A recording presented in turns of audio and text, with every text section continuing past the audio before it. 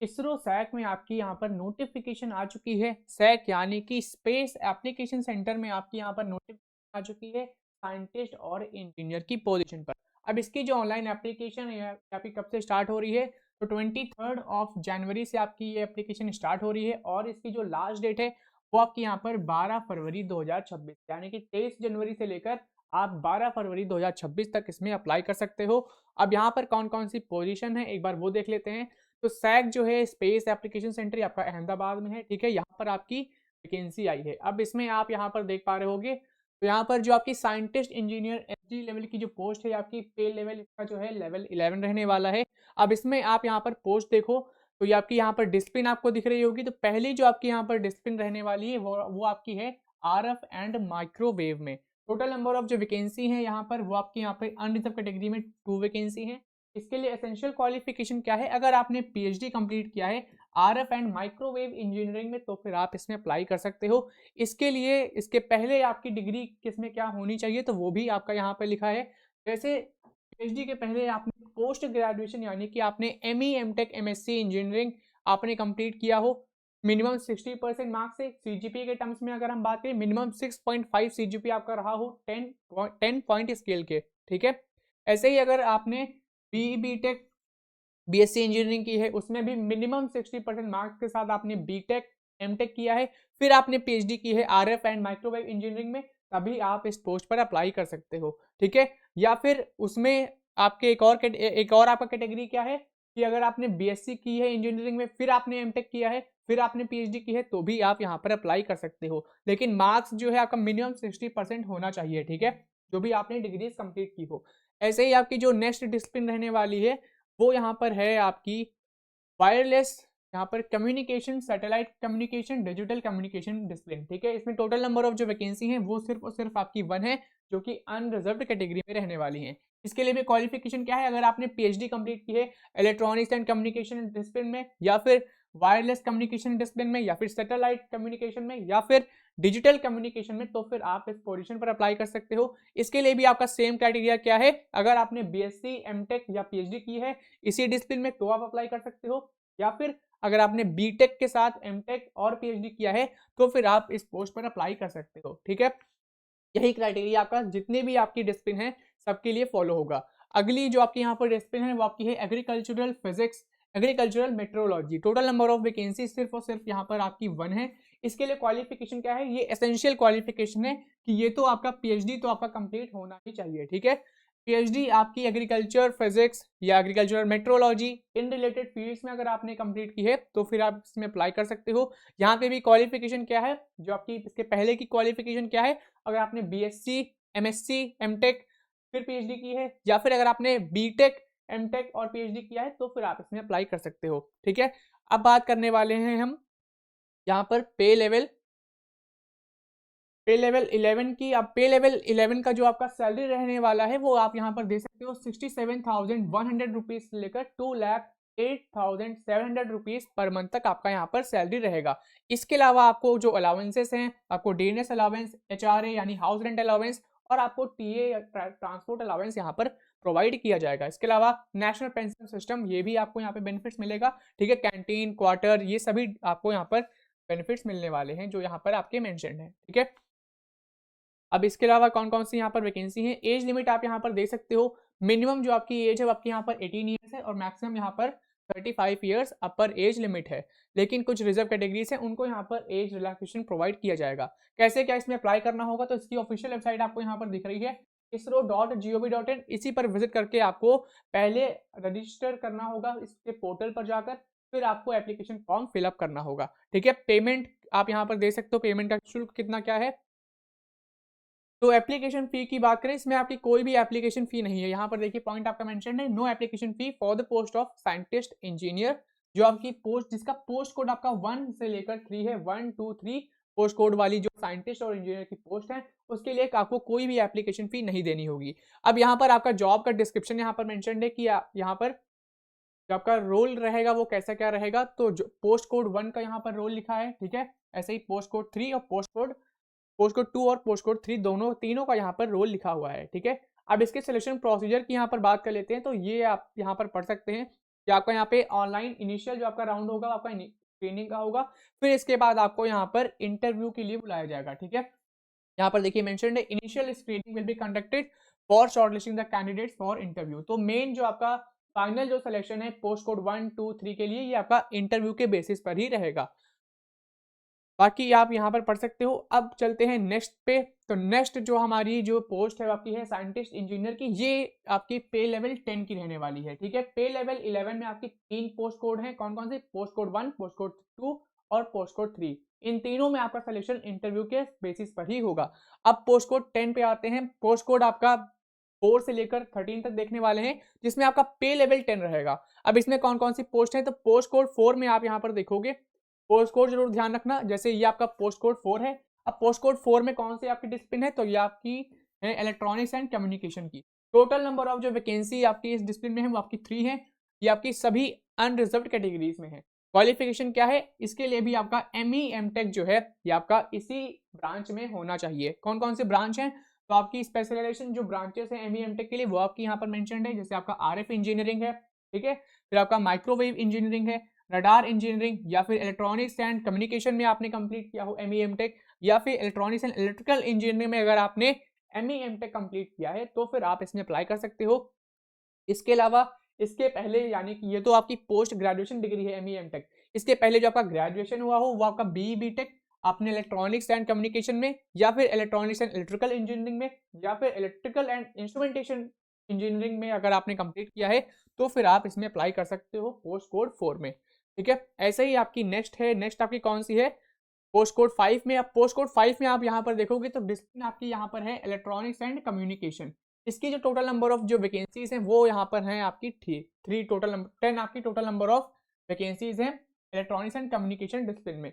इसके लिए भी क्वालिफिकेशन यही है, अगर आपने ME MTech कंप्लीट किया है माइक्रो इलेक्ट्रॉनिक्स डिसिप्लिन में, या फिर अगर आपने ME MTech कंप्लीट किया है VLSI डिजाइन में, या फिर अगर आपने ME MTech कंप्लीट किया है एम्बेडेड सिस्टम या VLSI एंड एम्बेडेड सिस्टम या इंटीग्रेटेड सर्किट, या फिर सिस्टम में कंप्लीट किया है, या फिर सेमीकंडक्टर टेक्नोलॉजीज में कंप्लीट किया है, तो फिर आप इसमें अप्लाई कर सकते हो। इसके अलावा प्री क्वालिफिकेशन क्या है? BE BTech आपका किसी डिसिप्लिन में होना चाहिए। कौन कौन से यहाँ पर है? इलेक्ट्रॉनिक्स है, इलेक्ट्रॉनिक्स एंड कम्युनिकेशन है, और इलेक्ट्रॉनिक्स एंड इलेक्ट्रिकल इंजीनियरिंग है, और आपकी इलेक्ट्रिकल इंजीनियरिंग। यानी अगर आपने BE BTech उसमें किया है, फिर आपने ME MTech किया है इन स्पेशलाइजेशन ब्रांचेस में, तभी आप यहाँ पर अप्लाई कर सकते हो। ठीक है, टोटल नंबर ऑफ जो वैकेंसी है इस पोस्ट पर, इस डिसिप्लिन पर, वो आपकी 10 यहाँ पर रहने वाली है। फिर नेक्स्ट आपका पोस्ट कोड रहेगा पोस्ट कोड नंबर 6। अब पोस्ट कोड नंबर 6 में आपकी डिसिप्लिन है electronics and communication. Total number of vacancy सिर्फ यहाँ पर 1 है। इसके लिए भी क्वालिफिकेशन क्या है? BTech पहले आपने किया हो। अब BTech में आप यहाँ पर देखोगे CGPA की जो टर्म्स हैं वो यहाँ पर मिनिमम जो आपका है पे स्केल, जो आपका यहाँ पर एग्रीगेट जो मार्क्स है वो आपका मिनिमम 65% है। लेकिन अगर हम CGPA की टर्म्स में बात करें तो मिनिमम आपका यहाँ पर 6.84 आपका होना चाहिए CGPA। ठीक है, BTech में, और आपका MTech में आपका मिनिमम यहाँ पर 6.5 CGPA होना चाहिए MTech में। इस डिसिप्लिन मैंने आपको बता दी है। ठीक है, तभी आप इसमें अप्लाई कर सकते हो। फिर नेक्स्ट आपका पोस्ट कोड 7 जो है, अब पोस्ट कोड 7 में आपकी जो ब्रांच है वो आपकी यहाँ पर डिसिप्लिन है कंप्यूटर साइंस एंड इंजीनियरिंग। तो कंप्यूटर साइंस के जो कैंडिडेट्स हैं वो भी इसमें अप्लाई कर सकते हैं। ठीक है, उनके लिए भी जॉब अपॉर्चुनिटी है। यहाँ पर टोटल नंबर ऑफ वैकेंसी आपके कंप्यूटर साइंस एंड इंजीनियरिंग में 7 है। इसके लिए क्वालिफिकेशन क्या है? अगर आपने BE BTech कंप्लीट किया है कंप्यूटर साइंस एंड इंजीनियरिंग, या फिर कंप्यूटर इंजीनियरिंग डिसिप्लिन में, या फिर IT में कंप्लीट किया है BE BTech, या फिर IT information and communication technology में कंप्लीट किया है, या फिर इलेक्ट्रॉनिक्स एंड कंप्यूटर इंजीनियरिंग में किया है, तो फिर आप इसमें अप्लाई कर सकते हो। लेकिन BE BTech के साथ साथ अगर आपने ME MTech किया है तभी आप इसमें अप्लाई कर सकते हो। ठीक है, तो BTech प्लस MTech की डिग्री आपके पास होनी चाहिए, तभी आप कंप्यूटर साइंस एंड इंजीनियरिंग में अप्लाई कर सकते हो। और ये BE BTech और ME MTech की जो डिग्री है ये आपकी कंप्यूटर रिलेटेड स्ट्रीम में होनी चाहिए। ठीक है, टोटल नंबर ऑफ जो वैकेंसी है वो यहाँ पर आपकी 7 रहने वाली है। फिर नेक्स्ट आपका यहाँ पर पोस्ट कोड 8 है कंप्यूटर साइंस इंजीनियरिंग। अब कंप्यूटर साइंस इंजीनियरिंग में टोटल आपकी 1 वैकेंसी है, जो कि आपकी अनरिजर्व्ड कैटेगरी के लिए यहाँ पर रहने वाली है। ठीक है, इसके लिए भी क्वालिफिकेशन क्या है? BE BTech और ME MTech आपका कंप्यूटर साइंस, IT या artificial intelligence and machine learning discipline में होना चाहिए। फिर नेक्स्ट आपकी यहाँ पर पोस्ट कोड 9 में आपकी कौन सी यहाँ पर स्पेशलाइजेशन है? तो वो आपकी यहाँ पर है पावर इलेक्ट्रॉनिक्स। अब इसमें टोटल नंबर ऑफ जो पोस्ट हैं वो आपकी 4 हैं अनरिजर्व्ड कैटेगरीज की। ठीक है, इसके लिए भी क्वालिफिकेशन आप यहाँ पर देख सकते हो BTech और एमटेक आपका पावर इलेक्ट्रॉनिक्स, पावर सिस्टम, या फिर अगर आपने इलेक्ट्रॉनिक्स में कंप्लीट किया है तो फिर आप इसमें अप्लाई कर सकते हो। फिर नेक्स्ट आपका पोस्ट कोड नंबर 10 आपका यहाँ पर रहने वाला है applied optics, optical engineering, optics and photonics और ऑप्टिक्स एंड ऑप्टो इलेक्ट्रॉनिक्स। ठीक है, ये आपकी स्पेशलाइजेशन है। यहाँ पर टोटल नंबर ऑफ जो पोस्ट हैं वो आपकी सिर्फ और सिर्फ 1 है, जो कि अनरिजर्व्ड कैटेगरीज में है। अगर आपने बीई बीटेक कंप्लीट किया है अप्लाइड ऑप्टिक्स में, या फिर optics and optoelectronics specialization में कंप्लीट किया है, या फिर ऑप्टिकल इंजीनियरिंग में कंप्लीट किया है, या फिर अगर आपने BE BTech optics and photonics engineering में कंप्लीट किया है, या फिर अगर आपने बीई बीटेक अपना इंजीनियरिंग फिजिक्स में कंप्लीट किया है, एमएससी फिजिक्स में कंप्लीट किया है, तो फिर आप इसमें अप्लाई कर सकते हो। ठीक है, इसके साथ ही साथ आपका एमई एमटेक भी होना चाहिए। ठीक है, टोटल नंबर ऑफ वैकेंसी आपकी मैंने बता दी है, सिर्फ और सिर्फ 1 वैकेंसी है। अब बी बीटेक जो भी आपने डिग्री कंप्लीट की हो ग्रेजुएशन लेवल पर, वहां पे आपका मिनिमम 65 परसेंटाइल होना चाहिए। सीजीपीए की टर्म्स में बात करें तो आपका 6.84 सीजीपीए होना चाहिए। एमई एमटेक पे आते हैं तो मिनिमम आपकी 60% मार्क्स होने चाहिए एमई एमटेक में। सीजीपीए की टर्म्स में बात करें 6.5 ग्रेड आपका होना चाहिए मिनिमम। ठीक है, तभी आप इनमें अप्लाई कर सकते हो।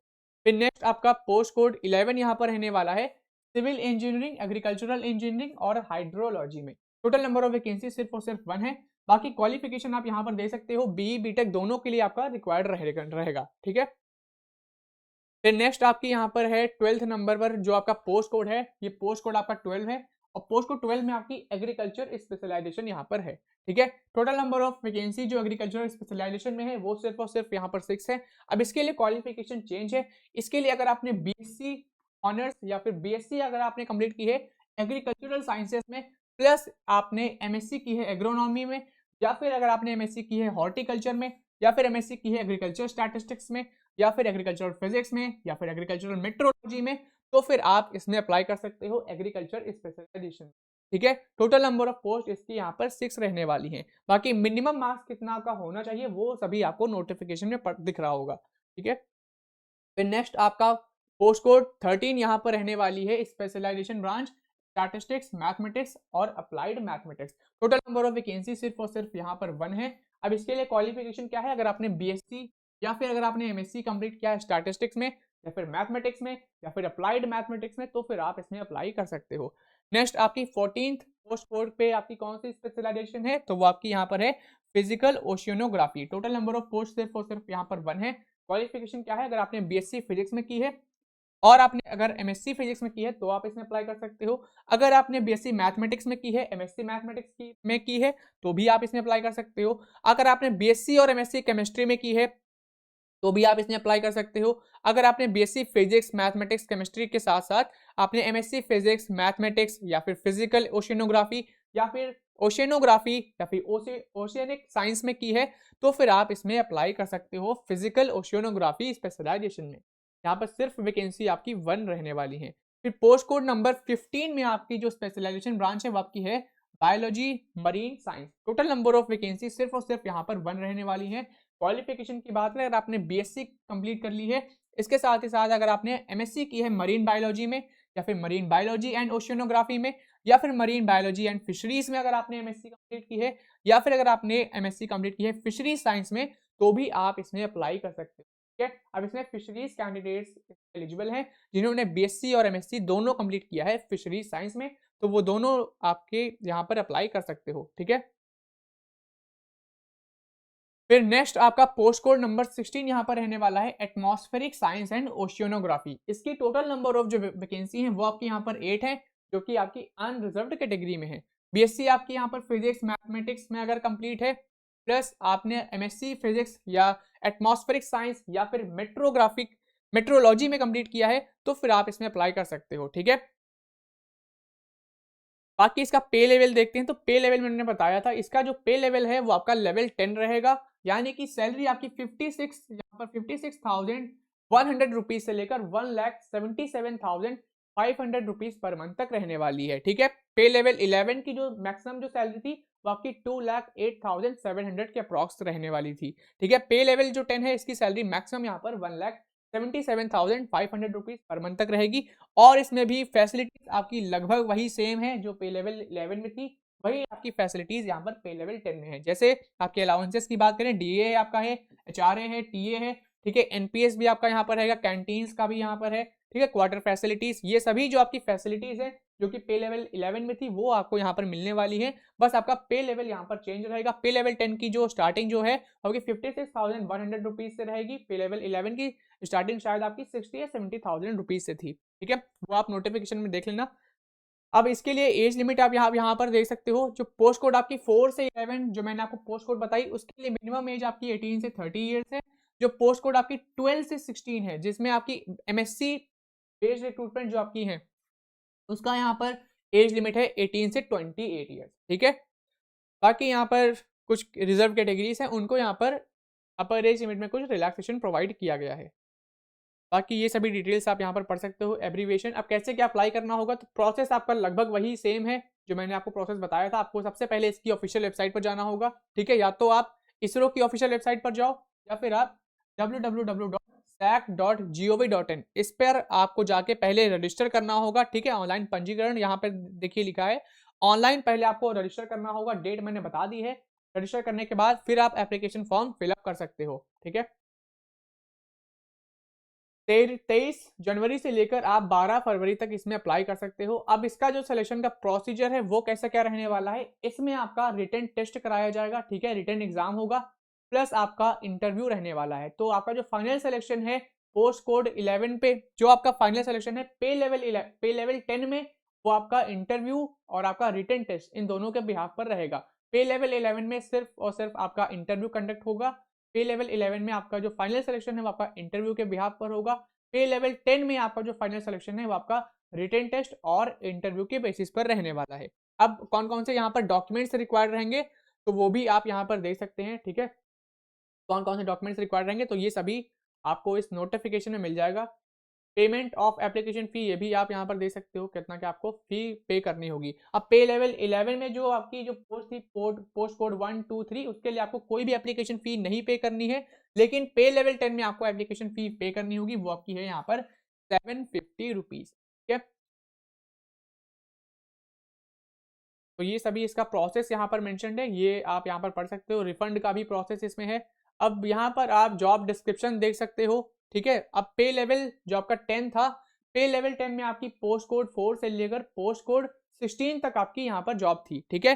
पे लेवल 11 में आपकी 3 पोस्ट कोड थी, कौन कौन सी, post code 1, post code 2, post code 3। अब पोस्ट कोड 4 का आप यहाँ पर जॉब डिस्क्रिप्शन पढ़ सकते हो, ठीक है। ऐसे ही आपका 5 से लेकर यहाँ पर 16 का जॉब डिस्क्रिप्शन मेंशन्ड है, ठीक है। ये 7 8 9 10 11 12 ऐसे ही आपका 16 तक आपका यहाँ पर जॉब डिस्क्रिप्शन मेंशन्ड है। अब इसके सिलेक्शन प्रोसीजर की अगर हम बात कर लें तो जैसा कि मैंने आपको बताया था पोस्ट कोड जो आपका पे लेवल 10 है, पे लेवल 10 में आपकी जो आपका पे लेवल 10 है इसमें आपकी पोस्ट कोड 4 से लेकर 16 तक की यहाँ पर जॉब है, ठीक है। इन सभी का आपका जो सिलेक्शन प्रोसेस है वो आपका रिटन टेस्ट और आपका पर्सनल इंटरव्यू के बेसिस पर ही रहेगा। अब रिटन टेस्ट में कैसा क्या इसका एग्जाम पैटर्न रहने वाला है तो वो भी आप यहाँ पर देख सकते हो।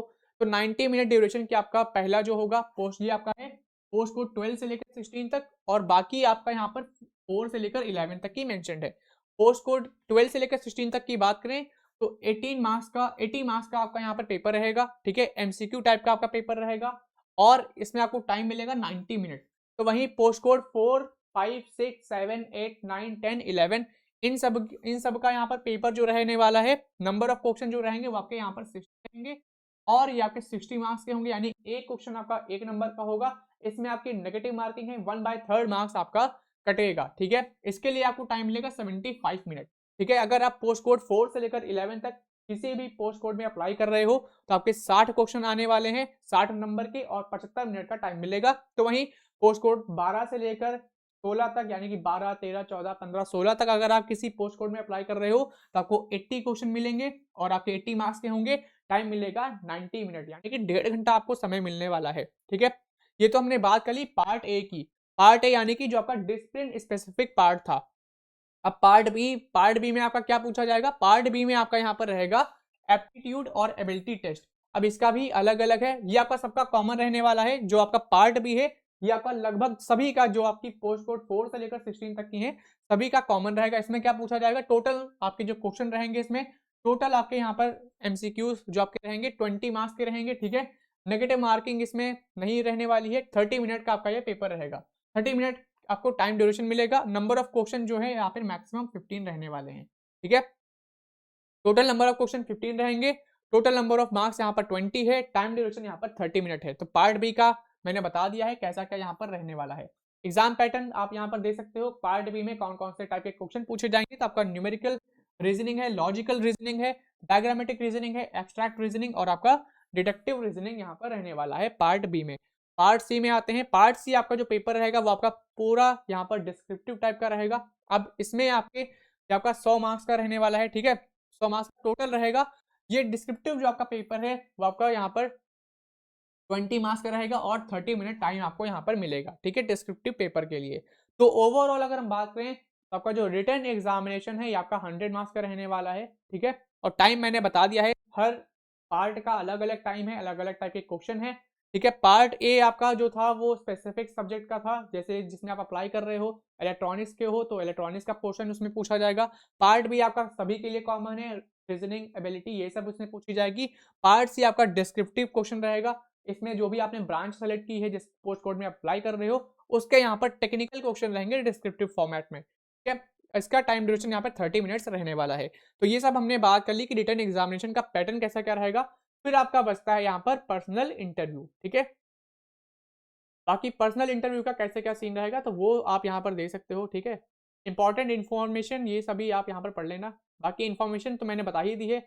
स्टार्टिंग डेट एक बार फिर से आप देख लो, 23 ऑफ जनवरी से आपकी एप्लीकेशन स्टार्ट हो गई है, यानी आज से आपकी एप्लीकेशन स्टार्ट हो गई है और 12 फरवरी तक ये चलेगी, ठीक है। 12 फरवरी के पहले आपको इसमें अप्लाई कर देना है। अगर कोई क्वेरी आपकी है तो फिर आप यहाँ पर कॉन्टैक्ट कर सकते हो, यहाँ पर कॉन्टैक्ट नंबर यहाँ पर गिवन है, प्लस मेल एड्रेस भी यहाँ पर गिवन है, ठीक है।